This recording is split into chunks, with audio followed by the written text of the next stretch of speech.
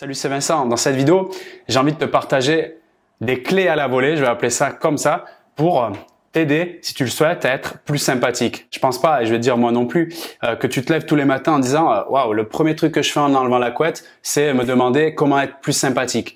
Par contre, une chose qui est sûre, c'est que les personnes qui sont plus sympathiques dans leur relation, elles ont une image qui est beaucoup plus positive, bienveillante, elles sont beaucoup plus appréciées, elles nouent des relations de meilleure qualité. Et finalement, la sympathie, c'est, selon moi, l'arme de séduction sociale la plus impactante, parce que ça te permet en plus de ça, par exemple, d'obtenir des résultats avec, je sais pas, par exemple dans des entretiens, dans le cadre de ton travail, dans des entretiens, je sais pas, pour solliciter un peu plus d'argent pour faire un prêt ou peu importe. Le fait d'avoir ce pouvoir de la sympathie, ça te permet d'obtenir beaucoup plus de choses. Alors oui, c'est pas palpable et matérialisable tout de suite comme une équation où je pourrais te dire, je sais pas, 10 divisé par 3 fois 5 machin.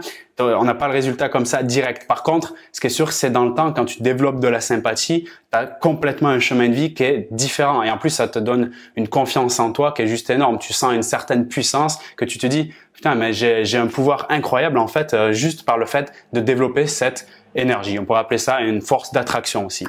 Donc, je vais te donner, comme je te l'ai dit, des idées, des clés même à la volée pour te développer, pour te permettre d'obtenir ces résultats, donc en développant ta sympathie. Et c'est drôle quand tu regardes la définition littérale du terme sympathie, ça signifie donc la passion d'être ensemble.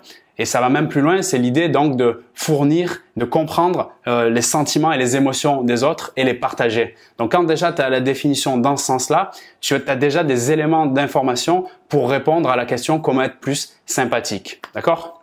La première chose, selon moi, qui est vraiment évident pour moi, et je sais que c'est pas forcément le cas de tout le monde parce qu'il faut quand même avoir son radar dessus, mais c'est le fait, comme on l'a vu avec la définition précédente, c'est le fait de développer une posture d'ouverture, d'accueil et chaleureuse.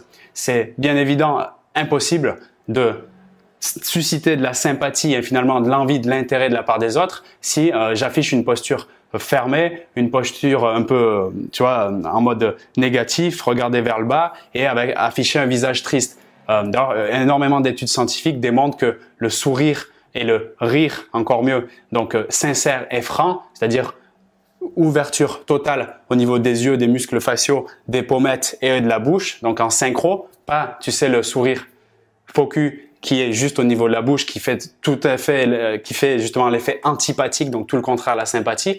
Bien, quand tu développes cette posture d'ouverture avec le sourire naturel, forcément en face de toi, tu crées une énergie. On se dit, tiens, j'ai envie d'être avec cette personne. Rien que sur la communication non verbale, avant même d'avoir ouvert la bouche, il y a déjà 50% du job de la sympathie qui est effectué. Et ça peut se faire, je veux dire, à tout moment dans une mise en phase de relation, c'est-à-dire dans une phase de démarrage avant même d'avoir rencontré cette personne pour la première fois. Donc, c'est très, très, très puissant d'entrée de jeu d'être conscient de ça et surtout de jouer le jeu, d'avoir cette posture d'ouverture, d'accueil.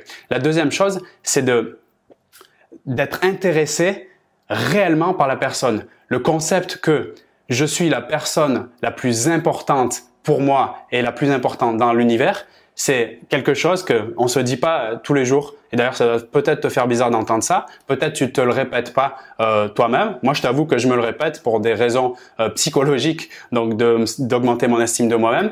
Le fait, si tu veux, de comprendre que pour chacun est la personne la plus importante, si toi t'arrives et tu récompenses ce besoin d'importance justement en donnant un réel intérêt à la personne, en lui posant des questions sur les choses qui l'intéressent, en étant justement dans une présence, comme je te disais, donc non verbale vers la personne et d'être câblé sur l'idée « je veux en savoir plus sur toi », ça a un impact énorme donc dans le développement de cette énergie de sympathie. La troisième chose que je vais te partager ici, donc c'est le fait, je t'en parle assez souvent et je t'en parlerai encore et tu dois même m'entendre te dire je t'en parlerai souvent et encore de certains concepts. Oui, parce que la répétition, c'est une grande valeur. Et là, je te parle de la réciprocité. La réciprocité, c'est si je te donne quelque chose, que ce soit un sourire, un cadeau matériel, peu importe, tu seras tenté en fait de vouloir en faire autant en retour. Donc là, je te propose pas de faire une réciprocité sur quelque chose de très grand dès le début parce que justement ça peut faire un peu patate chaude et on se peut en face ne pas se sentir très à l'aise de rendre l'appareil si le truc il est trop gros et du coup ça peut faire au contraire descendre la sympathie. Moi là je t'invite plus à donner des petites choses comme par exemple un sourire, un petit mot sympa, un signe de reconnaissance, une petite marque d'attention. Ces choses-là, ça a beaucoup de valeur parce que la personne en face se dit tiens, c'est agréable en fait voilà qu'on s'occupe de moi. Un sourire, c'est donner un cadeau très précieux, donc c'est s'occuper de la personne, c'est prendre soin d'elle, tu vois. Donc ça a beaucoup de valeur. Hein. Je me rappelle, j'étais dans le parc il y a quelques jours et voilà, il y a une personne moi j'ai une règle d'or, c'est quand une personne me regarde 3 secondes, pour moi c'est en automatique, ça compte 3 secondes dans la tête, je me dois lui faire un sourire, lui dire bonjour, tu vois. Et souvent ça fait une grosse différence dans la tête des gens parce que j'ai remarqué qu'ils se disent tiens, c'est surprenant parce que la plupart du temps quand tu regardes plus de 3 secondes, ça tourne en mode on tombe les yeux ou bien on se sent bizarre, tu vois. Mais moi c'est ma règle et je vois que ça fait beaucoup de différence. Et l'autre jour je fais ça à une femme qui était bien sympathique. Elle m'a dit merci pour ce cadeau en parlant de mon sourire. C'est vraiment, je me suis senti super bien et ça a bien validé l'idée que faire un simple sourire et particulièrement à un inconnu, c'est une grande valeur parce que c'est très précieux, c'est un vrai cadeau. Donc là, à ton avis, est-ce que j'étais sympathique aux yeux de cette dame par le fait de lui faire un sourire? Donc, je pense que tu as la réponse.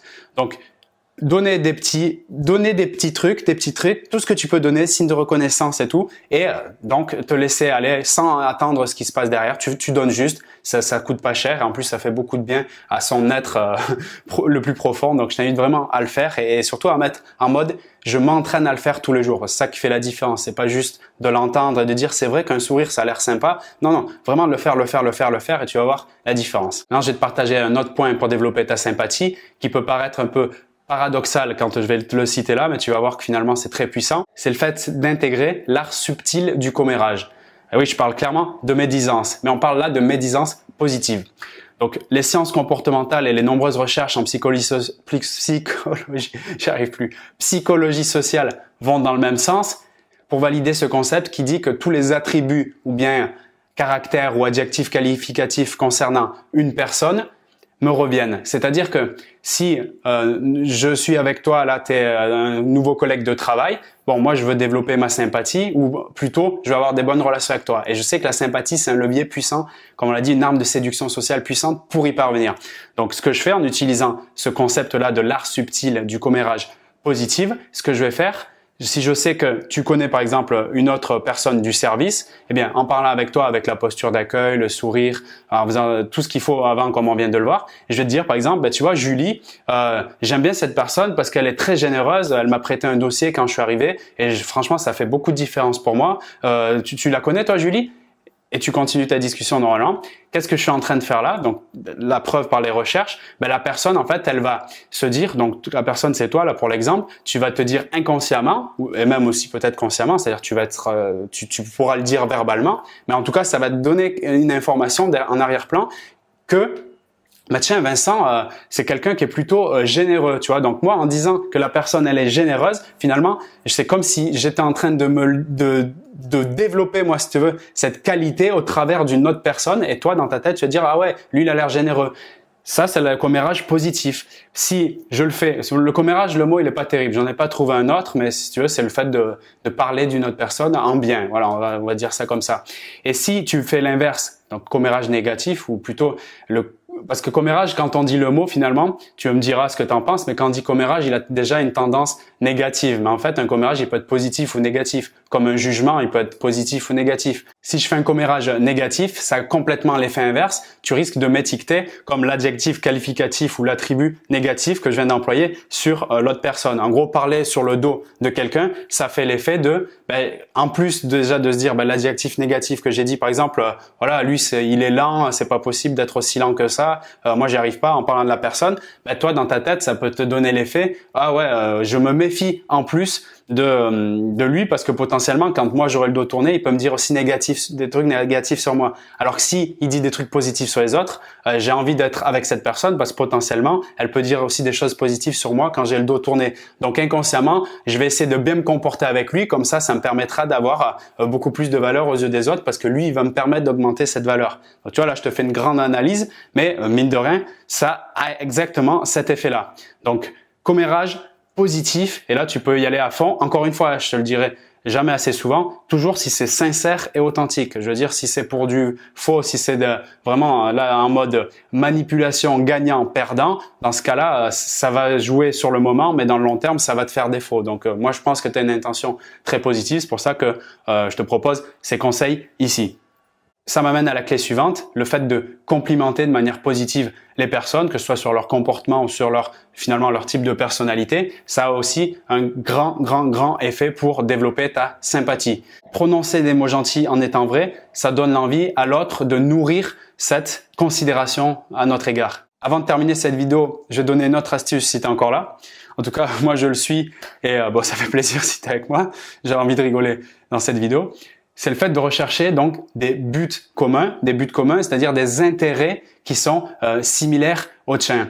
Donc c'est toujours cette focus de cette personne-là, vu que moi je recherche à m'intéresser à elle réellement, je lui posais des questions qui font que j'ai des informations sur peut-être les activités, les choses qui l'intéressent, que ce soit personnel ou même dans le cadre là, de la mission professionnelle, et de me dire mais ok, est-ce que dans tout ce qu'il m'a cité là, est-ce qu'il y a des trucs moi qui m'intéressent aussi, et dans ce cas-là, pourquoi pas en parler et proposer donc des choses qui vont dans le même sens. Ça a l'impact de créer rapidement des connexions amicales, des connexions de partenariat peut-être professionnelles, voire sentimentales en utilisant ce levier-là. Parce que quand tu es dans cette démarche, tu es dans l'ouverture, tu es dans la tolérance, tu es dans l'accueil et c'est tout ce qu'il faut justement pour développer cette passion d'être ensemble. Comme on l'a dit donc au début de cette vidéo quand je t'ai parlé de la définition du mot sympathie.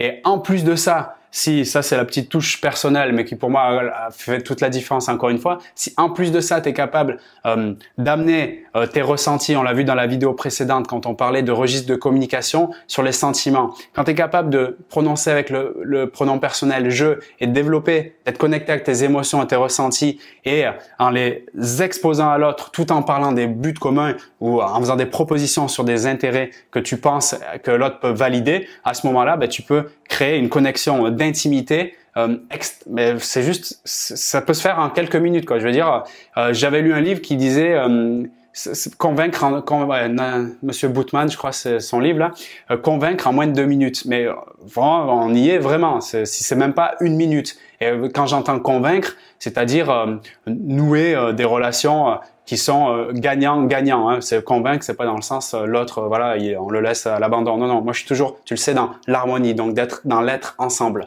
Et ça a vraiment de la puissance. Et moi j'ai vraiment envie de t'aider dans ce sens-là. Si peut-être tu es dans des périodes où tu es un peu dans des, je sais pas, un peu des troubles de gestion de conflit, ou bien tu es un peu dans un flou relationnel, ou encore c'est dans un désert relationnel. Ça peut arriver par période. Moi, quand je fais des déménagements, il m'est arrivé d'avoir une petite zone de désert, le fait de reconstruire justement des liens avec des personnes. Mais à ce moment-là, j'aurais aimé qu'il y ait des personnes qui interviennent dans mon expérience pour me coacher, pour m'accompagner justement, pour développer ça, pour m'affirmer, pour être beaucoup plus à l'aise dans mes relations et être la personne qui me rend, qui soit indispensable, qui soit appréciée, que je me sente bien avec moi-même. J'aurais aimé avoir ces personnes-là. Et aujourd'hui, moi, je peux être cette personne pour toi. Donc, j'ai créé un pack de coaching sur 3 mois, sur 6 mois. Donc, c'est un rendez-vous par mois, téléphone ou Skype, ou si tu es dans ma ville, ça peut se faire également. Donc, un rendez-vous privé qui nous permet d'aller développer ces énergies-là, d'aller développer aussi plus que des énergies, des compétences pratiques qui te serviront toute ta vie